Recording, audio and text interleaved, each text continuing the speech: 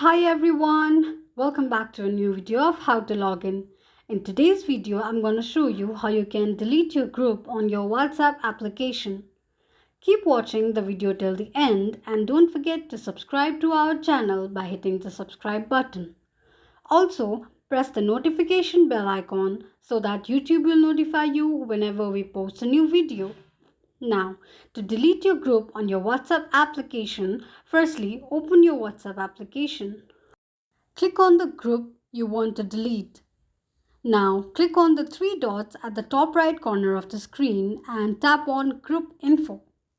It will display the group's information, settings, chat log, and members of the group. Scroll all the way down and click on Exit Group. It will pop up a message asking if you want to leave a group or not. Click on Exit. Now, all you need to do is tap on Delete Group and confirm deleting the group by clicking on Delete Group. This is how you can delete a group on your WhatsApp application quickly and easily just in few steps. If you have any thoughts or queries, let us know in the comment section. Thank you so much for watching.